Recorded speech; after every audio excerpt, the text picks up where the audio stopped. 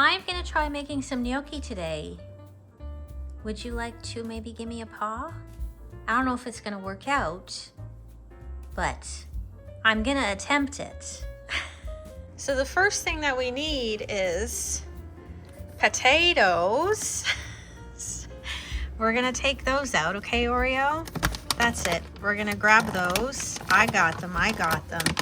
We are using Mamsel's buttery potatoes today. We are also going to need some eggs. I think we have one left in here. Yeah, we got one left in there. We've got a long way to go, Oreo, before it's ready. He's already tapping. Hey, you're already ready to have dinner. Pudding, are you gonna come help us too? All right, other ingredients that we're gonna need. Oh, some sass and some flour, just regular white flour. We're gonna need a little bit of garlic. Oh, is that garlicky? Yeah, Pudding, are you helping too? Are you helping too? Hey, and we are going to need a chicken broth cube. You can't eat it like that though. That's to put in with the potatoes. Okay, so the first thing we're gonna do is we're gonna take the potatoes. Whoops, there goes Pudding. We lost him. We lost him. Hey! We're gonna take these potatoes and we're gonna put them in the pot. Okay, Oreo? You wanna check them? You wanna check all of them? Hey! Okay. Hey! So we're gonna take some potatoes and we're gonna put them in the pot. I don't really know how many to use. I know that the ratio for gnocchi is 1 cup of mashed potatoes to 1 cup of flour. So I'm just gonna kind of eyeball it and put as many as I think that will make about a cup. Okay, Pudding is back. He says he doesn't need to wear an apron. He's gonna stay clean. If you get dirty though, I'm gonna tell you I told you so, okay? Do you wanna check the potatoes? Here. Are they potato-y enough? All right, next thing is we're gonna fill the pot with water. I ended up putting the whole bag of potatoes. So I don't know how much gnocchi we'll have, but we'll probably have a lot. Oreo says, if you end up having too much gnocchi, he'll take care of it. Right, Oreo? We all know that. So before your water starts boiling, you'll want to like pull out any kind of cat hairs that you find hanging around in there. It happens in this house. There we go. Okay, that looks good. And then in with the potatoes, I'm gonna put 6 cloves of garlic and 1 stock cube. So it could be whatever kind of stock you like. I believe this is chicken stock or beef stock, not really sure. We're gonna throw that in there with the garlic. You can put however much or however little garlic that you like. And then we're just gonna bring this to a boil and let it boil until the potatoes are soft and you can pass a fork through them. Is it this time now, Pudding? We're still waiting for the potatoes to boil and Pudding has decided to try on my boots. Pudding, Sorry for the sound in the background. It's the fan of the stove. Oh, hi, are you coming down too? He's still wearing his apron. Pudding! He's working at it, he's working.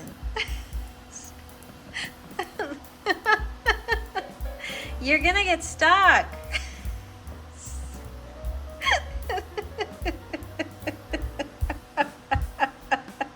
Pudding! You gonna try that one too? Because you gotta try the both of them, right? You gotta check if they both fit. At least he's determined. Pudding!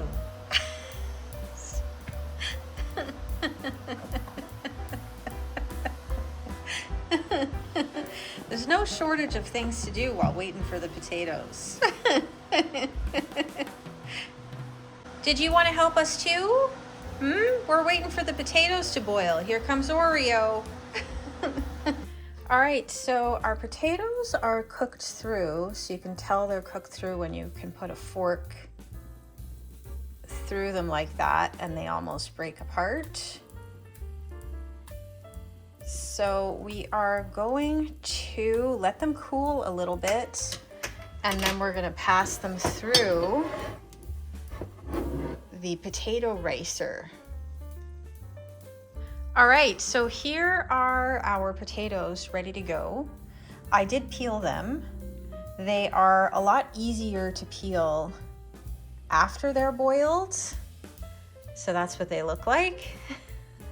And we've also got the garlic in there with the potatoes. That's gonna give it a little extra flavor. It's time, Oreo. All right, so I'm gonna attempt to do this in a measuring cup so that I can measure out 2 cups of potatoes because I've definitely got more than that in the bowl. So we're gonna get this ready. I'm gonna put a potato in here. We're gonna see what happens.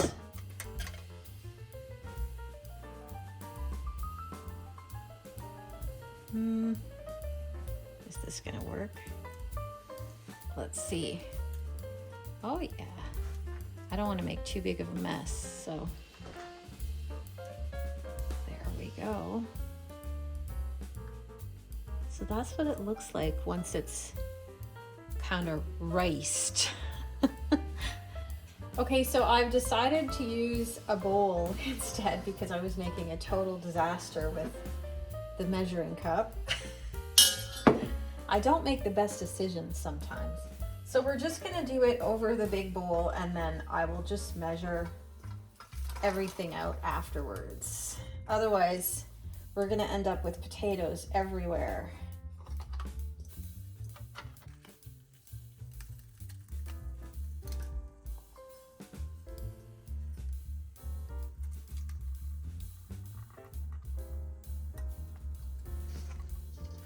Okay, so we've got about 3 cups of mashed potatoes here.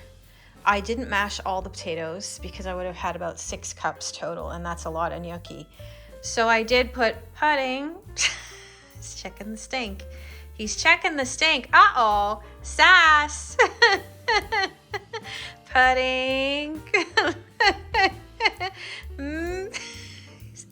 Checking the stink. It's good stink.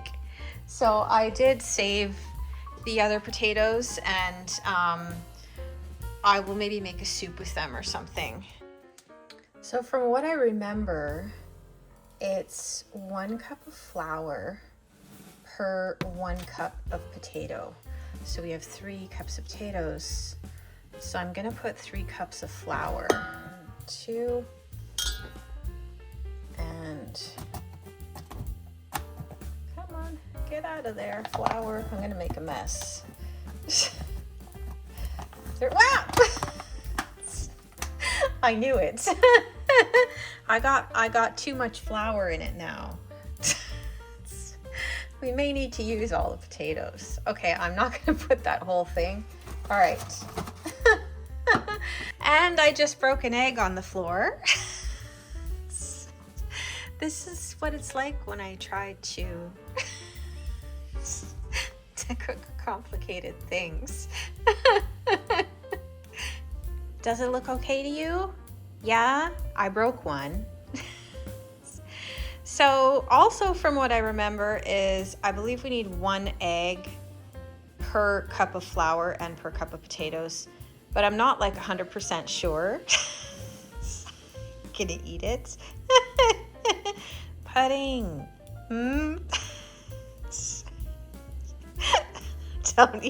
Don't break another one. No. We already broke one. Okay. Okay, and I'm like the worst egg cracker on the planet. I always get shells and stuff. There we go. Actually did it good this time. Another one. Wow. I'm impressed with myself today. Okay, now is the fun part. It's gonna get messy and it's gonna get sticky. You just have to knead the dough. And if it doesn't look right, I will add that other egg. It's gonna be very sticky at first, from what I remember. It's gonna stick to your fingers, so be prepared. It's kind of fun though. And a lot of people will do it directly on the countertop. I like to do it in a bowl because, as you can see, it's very messy. So this is easier cleanup this way.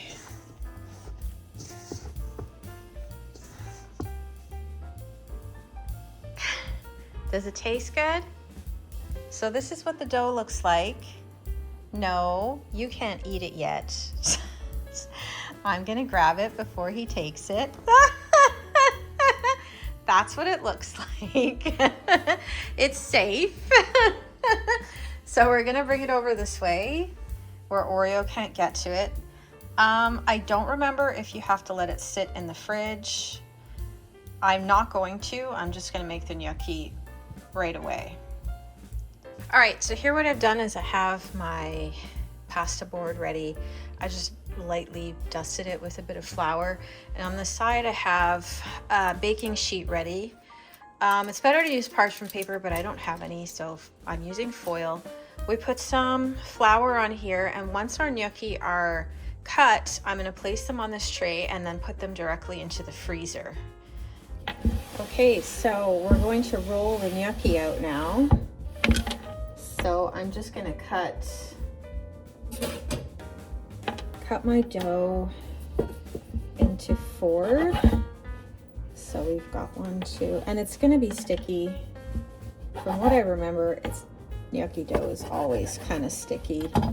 So we're going to take our piece here and we're going to make a big cylinder with it. So as you roll, you want to like pull on it a little bit. And just try to make the best cylinder that you can. I may not be the best teacher for this, but I haven't done this in at least 15 years, maybe. Okay, so that looks about right. All right, so that looks about right. So when my grandmother cut them, I remember she always used to use her thumb as a measurement. So roughly, you want them all roughly the size of your thumb. So you can kind of squish it together a little bit. And they kind of look like pillows at the beginning. There you go. And there's some fancy things that you can do. My grandmother used to take her finger and put it through so it looks like that. This kind of picks up the sauce a little bit more, but you can also just leave them like pillows. You don't have to do this part. You can also use the back of a fork. So you can take the back of a fork and you can roll it along the back of a fork to make those lines. So we're just going to keep doing this, and then we're going to repeat the whole process until all the dough is used up.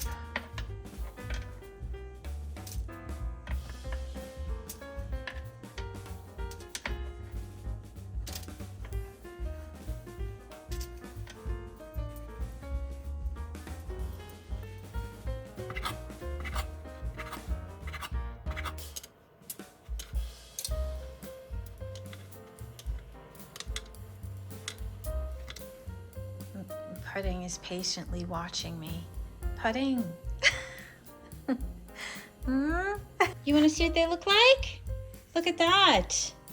There we go. We still have a piece of dough left. I can't fit everything onto one tray. What do you think, Pudding? Look, that's gnocchi. So we're gonna pop this into the freezer, and once they're frozen, you can put them into plastic bags and keep them in the freezer for up to like 6 months, I believe. And we'll show you guys how to cook them after too. All right, so it is now time to cook my gnocchi. And of course, we know who's gonna join me for that, right, Oreo? So we're starting off with some pepperoni, which I'm gonna chop into little small pieces, and we're gonna fry that up in a pan. Meanwhile, we're going to boil the water, and I've separated my gnocchi into servings. So this is about a single serving. It doesn't take much. They're very filling, right, Oreo? Yes. So in my pan here, we have about a tablespoon of butter, and it's semi-salted butter. I'm gonna add about a tablespoon of olive oil, and we're gonna let that heat a little bit. All right, so into my melted butter and olive oil, I've added a little bit of dried sage. Now I'm going to add 1 shallot chopped up, and we're gonna add this pepperoni here, just like that.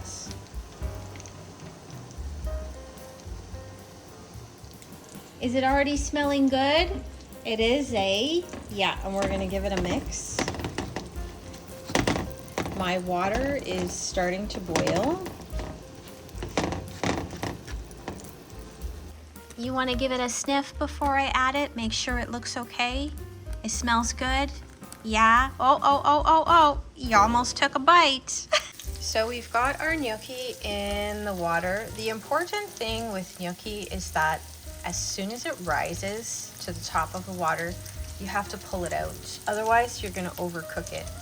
So you gotta keep an eye on it, and it really doesn't take very long. So I usually like cherry tomatoes with this, but I don't have any today. So we're just throwing in a roughly chopped regular type tomato. You're still waiting for something to fall, eh?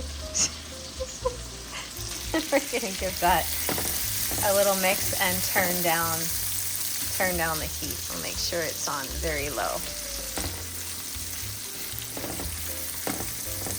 Okay, so we can see in our pot that the gnocchi are starting to come up. So I'm gonna get a spoon that has some grooves in it. So a spoon like this will do. So we're just gonna start taking the ones that are coming to the surface, and I'm gonna throw them in here. So these are done. As soon as they start to float, your gnocchi are cooked. It only takes a couple minutes. It's very fast. So we've got all of our gnocchi in the pan, and we're just going to give it a good mix. Get it like nice and coated in that butter and oil.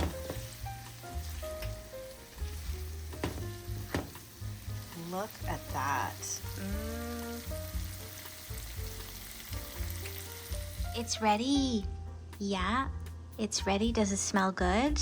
I think it smells amazing.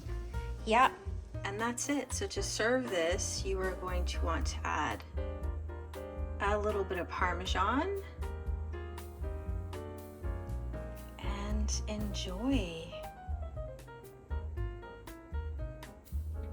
Okay, taste test.